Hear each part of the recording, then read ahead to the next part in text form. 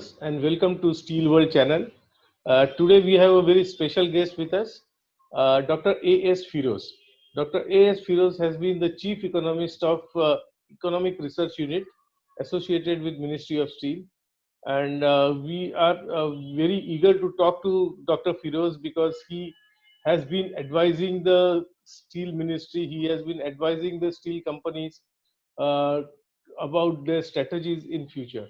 So, very warm welcome, Dr. Firoz. Thank you. And my sir, first question. Now we are almost now more than 3 months in the lockdown, and steel companies are now gradually trying to open up, gradually trying to start their operations in a small way, but they are facing a lot of problems. Sir, what is the status of the steel companies and the steel industry in the country? So let's first try to understand what COVID-19 has done. It is one of the most unexpected, one of the absolutely unprecedented economic disruption. Uh, I think even a world war has not created such kind of a disruption, economic disruption, so suddenly. And the world was not really prepared for it. No industry was prepared for it. No country was prepared for it. So you have to accept a new condition. And then this condition, uh, when we look at the prospects of the industry, steel industry or pharma industry or any industry for that matter, we have to first understand how long we are going to live with this disease first. And that will decide the course of actions that would be taken to overcome any kind of imminent problem or recover, how to bring about any kind of recovery in the industry. Now, we are quite unsure about the future, whether it will come back again, how long it will last, how long the lockdown will have to be continued, or economic closure will have to be maintained. Now, given this fact that we are in an absolutely uncertain situation, and the fact that we have to take a call between life and livelihood, and you cannot just go on and on because there is a disease and everything to be closed down. We also have to see what impact, what have we achieved from the lockdowns that we have already had, and what can we expect to achieve if we continue in the same way. Certainly we cannot continue in the same way. We have to open up, and we have to open up intelligently, carefully, and in a calibrated way, and then that will decide for how much what kind of impact it will have on the steel industry. Now, if we look at steel industry, about 60% of steel consumption goes to construction. Now, construction sector has been open, but construction sector has been already before COVID itself was under quite a bit of a stress. So you have financial problem, you have overcapacity, and there were locked up projects. So many things that had happened in the construction sector itself. So not only that, those conditions will have to be brought back, but at the same time, the what the kind of economic losses we had during COVID, and the kind of economic losses which we are going to forego in the coming future, all will have to be taken into account, and how this sector will have to be brought back, and that will decide how much of steel demand will come back from the construction sector. Automotive sector this is almost the same story. It was already on a downslide, and it has got bigger challenge with this because it has already lost a big market. And to what extent it will recover, in the sense someone is expecting a V-shaped recovery. I mean, all those purchases which were not made will be made within the next 3-4 months as soon as is available. But I personally do not think that will happen, whether it's the auto sector or any other sector. The lost sales will not come back immediately because there is lost income also at the same time. So you have to wait for people first to get back their incomes. once only incomes come back to the people, then only spending starts, and then only demand is generated. Then you respond on the supply side. But at this moment, even if there is, from the terrible conditions that we had in April or May, maybe there is quite a bit of recovery, and maybe 50-60% or maybe more of the economic activities pre-COVID, say March recovery has already levels have already been achieved. But one will have to also see which sectors have actually been active in the recovery. Maybe certain services sector, maybe consumer fast moving products. Those sectors have come back first, but I don't think auto sector is actually coming back, or nor the construction industry is picking up. So there will be a time, there will be some more months or a year for it to see results of how things shape up from the present position. And if situation worsens, then it's worse. Okay, sir. Sir, if you divide the problems into two sides, like one is supply side, one is demand side. We have talked about the demand side. You have said that the construction industry or auto industry, for that matter, are very slow in responding, and they will take more time, longer time to recover. Yeah. What about the supply side, sir? Supply side meaning the financing of the companies, and on the backdrop of the 20 lakh crore stimulus which the government has recently announced. No, steel industry might not have got a big relief out of that 20 lakh crore. I mean, supply side response would be different. Supply side response first, ability to produce and take the products to the market or to the buyer. That is the first supply side response in terms of production. It will involve raw material supply, logistics, supply chain disruption that had taken place, restoration of all those. That is the first part of it. And I think steel companies maybe, even when they're down with finance, but even then they will be able to take care of most of, at least quite a bit of the problem. And some support they would require from the government, because this disruption cannot be restored or corrected without external support.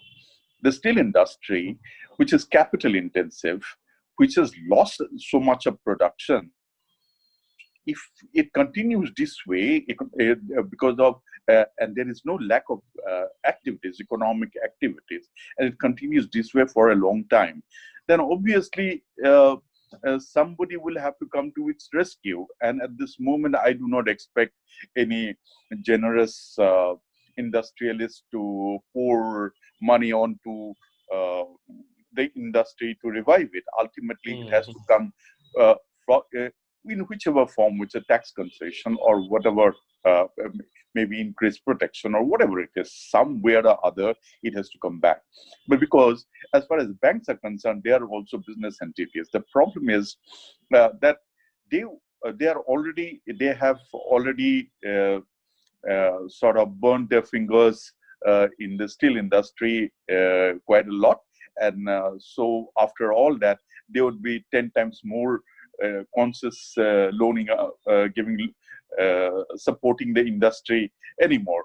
But Actually, the point is that actually, steel was never a favorite industry for banks also and for financial institutions also. Anytime. actually what happens is that when the steel market is strong, everything goes up. Still, profitability of the industry goes up, and that is the time when the banks also get a little bit easy. They get a big comfort level to lend to the industry that is making profit. And it is only because it's a cyclical industry, at the boom time, all the banks are very happy to lend, because the industry also pays back adequately. So they are looking at whether the money is coming back to them or not at that time. But in the down cycle, suppose, I mean, they accumulate debt and the market goes down, their ability to pay back reduces. Then only the problems start. So I think it's a very routine and regular problem in the steel industry. And for quite some time, I think the banks will be cautious, and you can't expect them much from the banks to come back to the rescue of the steel industry, or for that matter, any other industry. It's not just the banks which are steel industry that has suffered. The banks will have to see that their balance sheets well, and they have to see their exposures in all the industries. It is Yeah, capital yeah. goods, infrastructure, everywhere. It is the same story. So they will have to take a more kind of larger view of the situation and see the finances, and then take Sir, you were respond mentioning, accordingly. yeah, you were mentioning about the external support. Do you mean that government should impose some sort of import duties on the imported steel, finished steel, or maybe reduce the import duties on some raw materials like coking coal or something? Uh, See, the will that help the government industry? government has to bother also about its own revenue. Now, let me give an example. If the GDP growth has come down, if it drops by 2% or 3% or 4%, 5%, whatever it is. I mean, that is what is expected and is talked about. And if GDP goes down, the government's own revenue falls, whether it is GST, whether it is import duty, whether it is other duties. So its own revenue will fall. So if it has a larger task in hand, not only to revive the economy, but also to take care of the coronavirus infrastructure, then its ability to roll out any kind of concession to the industry also falls. So its ability goes down. So the government can do, I mean, to some extent, uh, I do not know whether really imposing an import duty will help the industry, because we have FTAs with Japan, Korea, and many other countries, and ultimately they will get all their steel at zero duties. So it just doesn't help so much. But yes, it does help. Provides protection from, say, European Union, China, and all that. But whatever advantage one gets out of uh, import duty reduction is not a very strong and decisive factor to change the balance sheets of the companies. The government will have to have supportive role in terms of maybe uh, opening up the reducing regulation. I mean, basically seeing that the transaction cost in the economy goes down. They provide better infrastructure, and whatever they import, Maybe they export, can help whatever it in is, the cost. logistics. They can help in Logistics, yes. logistics. Logistics, yes. That's what I. Yeah. Their entire externalities, external cost, and logistics maybe in the supply chain. So all will have can be reduced in a calibrated way by the government, proactive government actions. Mhm. And sir, what about the issue of the migrant labor? That seems to be, hurting the industry a lot nowadays. So, See, it's a very tricky issue. At this, in the middle of it, well, I had spoken in a number of places. I mean, like webinars and all that. Uh, we uh, uh, we knew that it's going to be a very serious matter, and there were flaws in uh, the in the policy space, as also uh, in the planning space, because nobody actually foresaw that this problem will be of such magnitude. yeah. I mean, nobody really actually expected that there would be a huge problem of migrant laborers. There were problems. Everybody was concerned about laborers, poor people not getting, who got unemployed, lost their jobs, not getting food. So, I mean, everybody was busy providing food to the poor people in towns and cities and all. I mean, it was going on. And suddenly, all of a sudden, uh, we found that it's just not the loss of jobs, but loss of place, in the sense Yeah. that everybody was asked to vacate their places. I've seen it in Delhi. So overnight, people were asked to get out of the houses which they were renting in, and then There were so many problems. I mean, they ultimately got fed up. They had no options and they ran away. Now, will they come back? That's the biggest issue. Yeah. Some of them will not. And then some of them will be uh, replaced by local laborers, which will be available at a higher wages. The industry will have to pay more to get local people skilled. There will be some issues. The industry will have to reskill a lot of new people. There's provide skills to new people and get them back onto the job. So there is everything has a cost. Now, if you want to today get back all those who have gone back to the villages, and they're physically they're weak, they're mentally they're weak, they are they may be they may not be in a position to come back even if you pay them very high wages or provide them all kind of facilities and uh, provide them some kind of a guarantee that their jobs will be retained. This will not work. I mean, that those will not come back so quickly.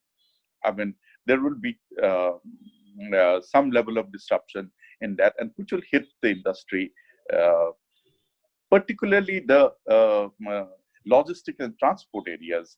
And the industry will have to go a bit more, like, go for increased automation.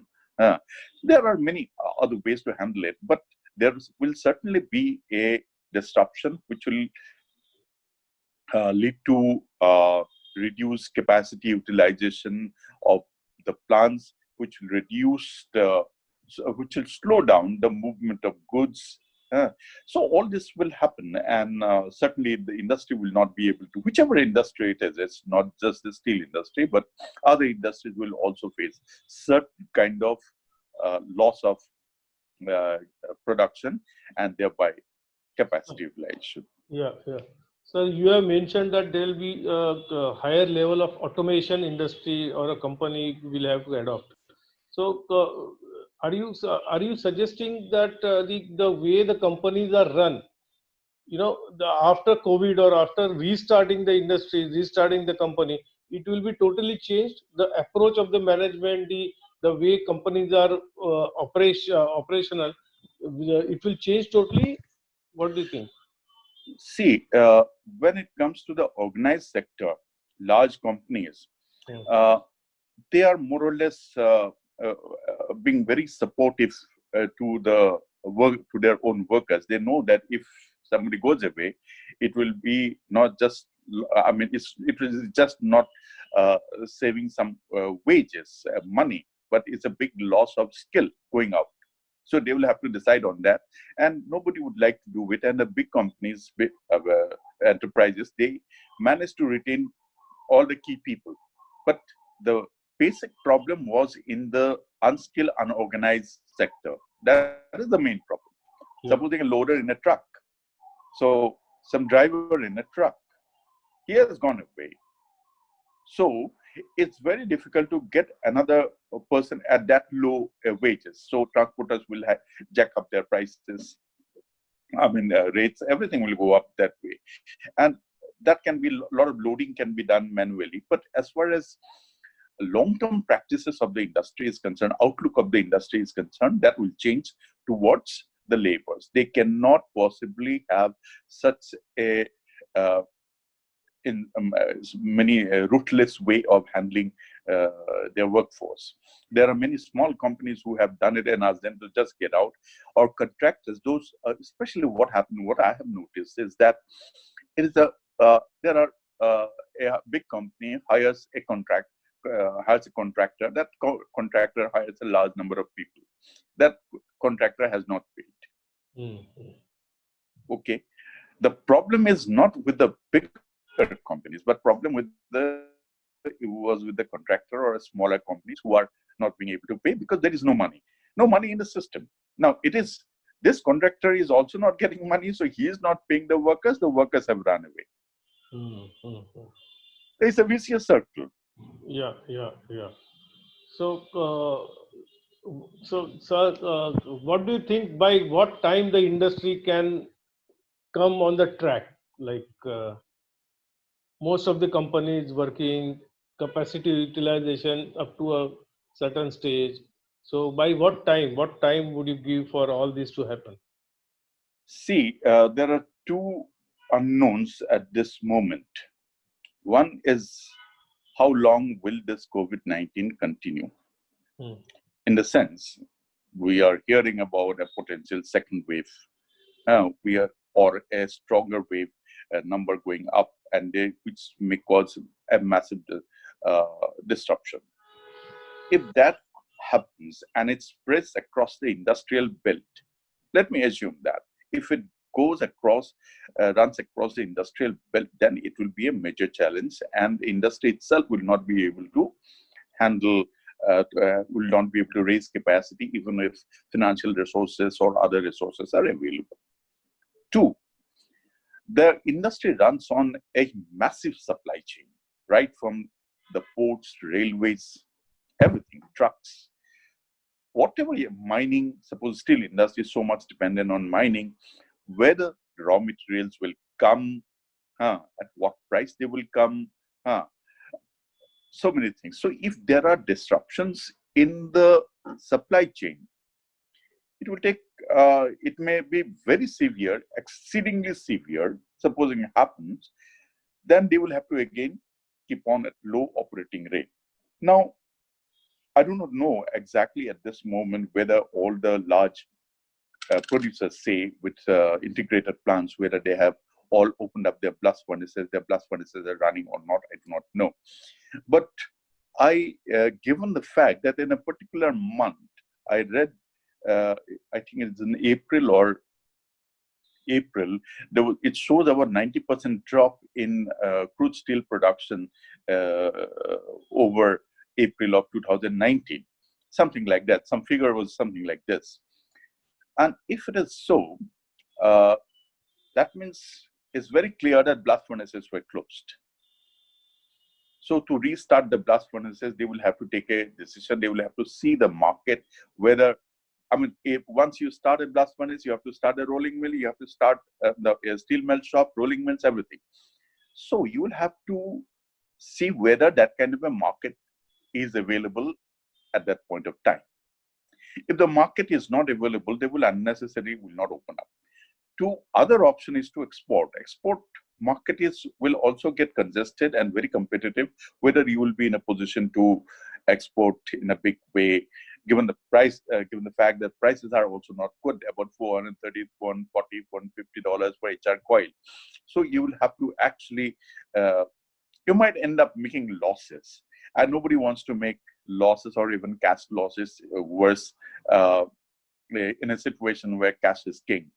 So uh, tactically, the industry will have to uh, understand the situation very carefully, read the situation very carefully, and take actions accordingly, business decisions accordingly. So So that's how. is it the option between not working and incurring some loss and working and incurring some loss? What is a better option? Like, is it the choice between these two?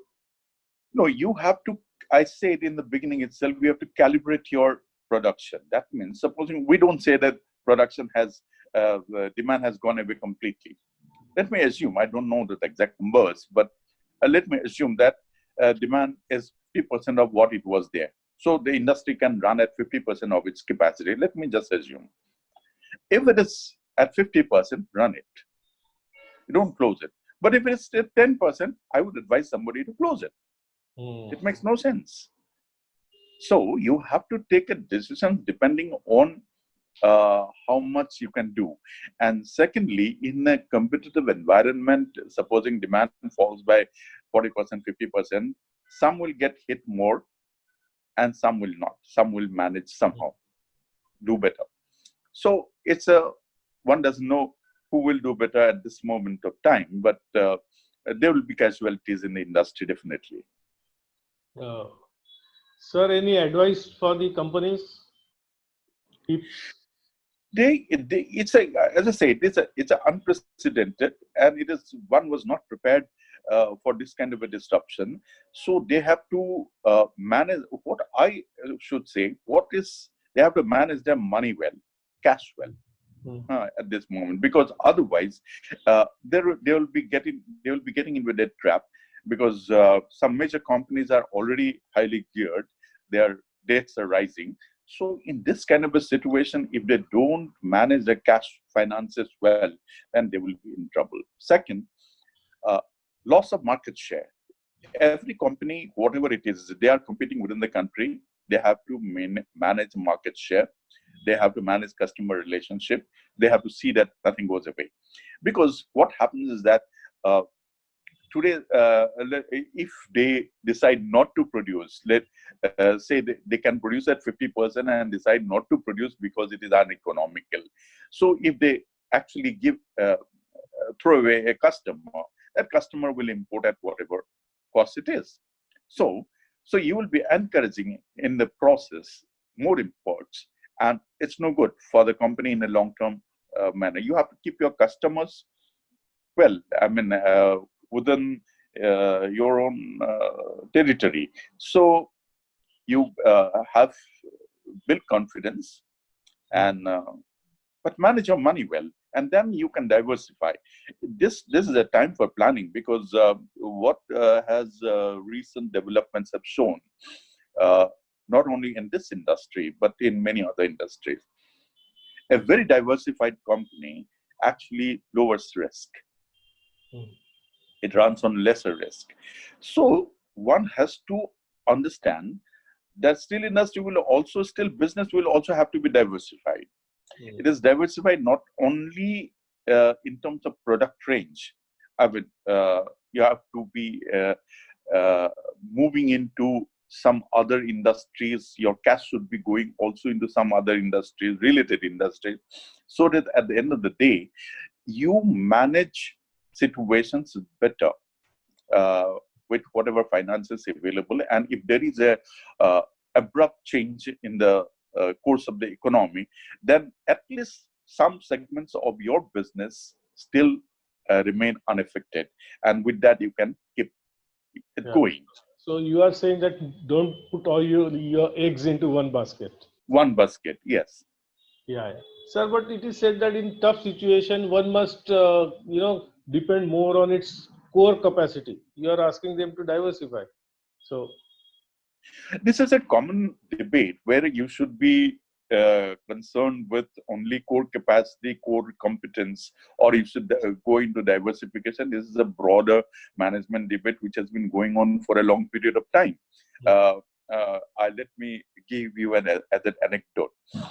Long ago, I think it was in 1997, we had gone to Australia to look for coking coal mines, because coking coal prices were going at $32 a ton, and Australian Queensland coking coal mines, even New South Wales coking coal mine, they were. I mean, they were asking anybody to come and just pick them up. I mean, whatever price is available, they're ready to sell. BHP Billiton and many other companies, Shell and maybe others. So we had gone, and there we were offered uh, very good deals, in the sense that Indian companies could actually buy uh, these at very low prices. So we came back and told uh, the Indian companies in a meeting. I remember in Steel Room, Secretary Steel had taken this meeting. mhm. So, and one of the companies say that coal is not our core business. Coking coal is not our core business.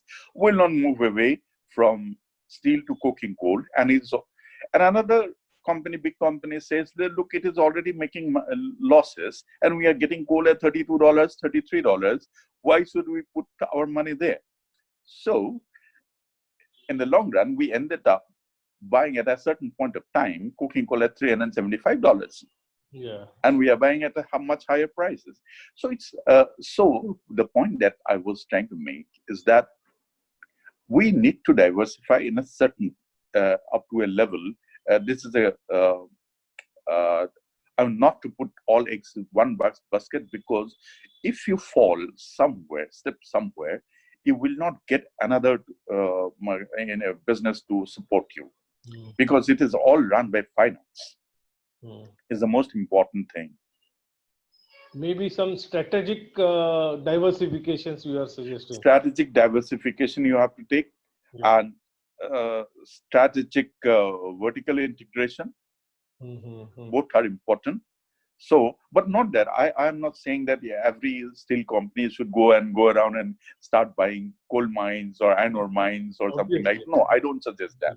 But there are certain companies whose demand may be very high, and they may like to have some coal mines or some iron ore mines or whatever under their belt, so as to maintain continuous business. I mean, and not to fall in the bad times when there is a shortage of raw materials. But globally, at this moment, after the crisis of 2008 9, so we have seen that there is the enormous excess capacity in iron ore mining globally. Even coking coal, there's a lot of capacity. So there'll be technology change in the world. I mean, one doesn't know how far coking coal will go. I mean, there will be, now we are talking about hydrogen, now talking about natural gas. So many options will come in. We really don't know. Lot more scrap will be used. So you have to take a balanced view on how much of raw materials will be available to you in the next 30 years or 40 years, because once you set up a plan, it's for 30 or 40 years. So you have to consider all those, Correct. and then take a decision on choice of technology. So you cannot think that I should be today I have I'm blast furnace base and it will keep on going. I need coking coal, so let me go and acquire a lot of coal mines. Tomorrow, its situation may completely be different. I mean, same thing is that automobile companies, which supposing what happens when electric vehicles do come in. So there will be a major technology disruption there. So one has to keep that flexibility within itself, so that Yes. to able to change as per the situation. Yeah, change as per situation, change quickly and decisively. Yeah, yeah. It is not, it's not change if you are talking about change just in a sense and just for academic discussions or some conference outburst. It's a different matter. But if you are looking at change, take it decisively, think seriously, think deep, and see the consequences, and take a conscious decision, well examined, well studied decision, and go ahead. Okay. So we have briefly discussed about the automation part. Don't you think the automation will play a major role in this hour of crisis? It will reduce the cost. It will increase the efficiency. Don't you think that automation is the key to the future in this See, crisis? automation is needed for two reasons. One, okay, in a labor shortage economy, you will require automation. Every major country in the world, wherever there is a labor shortage, will have higher level of automation. Whether India is in that situation, I don't know, because there is automation going on even when there is a surplus of labor. Because it has also to play another role. Automation has a very big role to play in the management of quality of products, management of mills, low cost in operation. So many, not just low cost in operation, but management of things in terms of, say, raw materials uses, power uses, etc., and ultimately in the quality of product. So automation will have a very major role to play in producing the quality of products which are demanded by your end users, your customers. Now, next, it has already started, but next decade, I would see that product quality, steel products will be driven, research and development in steel products will be driven by the customer needs. It's not that steel industry will autonomously start research and development in product quality, product design. Steel industry's role will be in R&D, steel industry's role will be to minimize cost directly. It can autonomously start projects or start doing things to reduce cost and for that, increase R&D. But when it comes to products, you have to collaborate with your customers. Your customers will drive. The customers today in automobile industry, customers will tell you what kind of steel sheets will be required. And that may take about a year and a half even to produce that, develop that. Great. Yeah, you are saying mass customization. Yeah, mass customization, or every product will be customized product. I don't think the steel will continue to be a commodity product. You produce HR coil and keep talking about HR coil or wire rod or whatever. You can't be doing that. So product X means product X is going to customer Y. Now, what is demanded by customer Y is what you have to produce. You have to deliver, and that may need a lot of application, lot of processing, lot of extra effort, but you will also get a lot more money. Yeah, that means you cannot just produce and then go to the market with whatever you have produced. You cannot. Those days will be over. Those days will be over very soon. Suppose moment the electric vehicles come, so we may require a completely different kind of steel. Yes. Okay. Now we will require every day. We are actually we have not moved that much, but steel will. One will also have to know that steel faces competition from alternative material. Now the research is very strong in alternative material. Now, if you have to ward off the competition from alternative material, and you have to go to the customer for a steel intensive solution. You have to go to the customer. Look, I'm giving you this solution. This will reduce your cost. This will help you better in your operation, or help you make a better product. Those solutions will have to come from the steel industry, and the steel industry will have to go to the customers. Right. Sir, one last question. Last 3 decades or so, especially after liberalization, we have seen that the import duties in various countries have been reduced stage by stage. Uh, International trade has been promoted in the last 3 decades. Do you think now we are entering into an era where this liberalization process is curtailed, or it is more of a controlled? Again, we are moving to controlled era. I mean, the uh, anti-globalization sort of. Do you think we are moving in that era? See, we were already getting more and more protectionist. That is there, not only India, but other countries also. But COVID-19, or the current situation that we are seeing at this moment, may lead to massive disruption in foreign trade. And this would, of course, every country would like to protect its industry. So protectionism can just come up, and once again very strongly. And second issue, which is getting it, I'm thinking about at this moment. See, nearly 50% of many products, a wide range of products, are basically manufactured in China, and the supply chain depends entirely on China. It's very difficult to get out of it completely, almost everywhere. So once people realize that no, the dependence on one single country is no good. So that means globalization stop. That entire process of globalization will get a knock. I'm not talking about India. I'm talking about the world as a whole. So what can happen? The alternative models will evolve, and maybe advocated by the industry, local industry, or even by the national governments. So there will be an impact on globalization, and globalization can just head backward.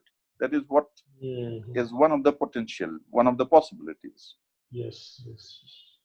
Anyway, sir, thank you very much. We have discussed a lot of subjects and lot of dimensions to this COVID-19 situation and the possible fallouts for the iron and steel industry in the country and globally also. We have touched upon the migrant labor issue. We have touched upon the finance side. We have touched upon the uh, supply side, I mean demand and demand in construction, demand in automobile sector, and we have already discussed about. You have said about, told about the possibilities which the company or the industry can work. Thank you very much. It was very very useful. I feel conversation for the industry and for the executives. Thank you Well, very thank much. you so much. Thank Thank you you. so Thank much. you, Dr. Firoz. This- Okay. So here was Dr. Firoz, Yeah. who has extensive experience in the steel industry, has been advocating and advising the Ministry of Steel for a lot of years. Now he's here, and he was saying that there is a future for the iron and steel industry definitely for in the country, but they will have to change a bit. They will have to change the management style. They will have to distribute their eggs into different baskets, and lot of such tips he has given to the industry. Thank you very much, and Thank we are ending this episode here on. Thank you. thank you. Thank